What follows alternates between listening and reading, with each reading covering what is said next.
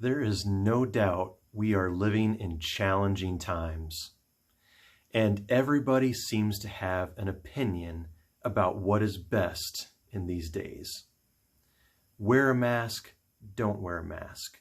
Lockdown, no lockdown. Republican, Democrat, liberal, conservative. Social media, the news, our friends and families, full of opinions that really run the full spectrum. It's hard to know who to listen to. It's hard to know what to believe.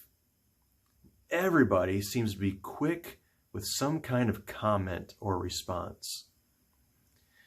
And in the midst of all of that, for whatever it's worth, I would encourage that we take to heart the prayer of the psalmist, Psalm 141, which asks God to set a guard on our mouth, to watch over the doorway of our lips, which is a way of saying, God, would you help me be careful with what I say?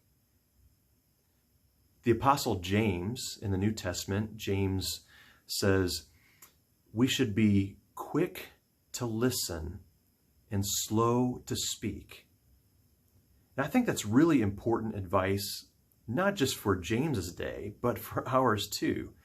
That we should be quick to listen, slow to speak. Because our words can have a powerful impact on others. James actually goes on to talk about in James chapter 3, the power of the tongue. The tongue is a powerful instrument and can do a lot of damage. He says, when we put bits into the mouths of horses to make them obey us, we can turn the whole animal. Or take ships as an example. Although they are so large and are driven by strong winds, they are steered by a very small rudder wherever the pilot wants to go. Likewise, the tongue is a small part of the body, but it makes great boasts. Consider what a great forest is set on fire by a small spark. So is the tongue and our words.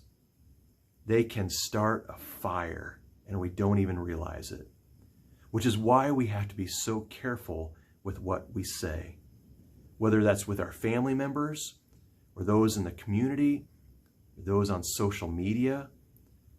I think we could all learn something about being quick to listen, slow to speak. And when we are quick to listen to others, understand where they're coming from, slow to comment, slow to speak, then we can find even greater community when we understand where each other's coming from. We can have a greater witness to the goodness of God, who is always quick to listen and to respond with love and grace. So today, whatever it is that is troubling you, whatever it is you want to comment about, would you take a deep breath? Would you take a moment to step back before responding, before commenting, before speaking out, to be quick instead to listen and to understand?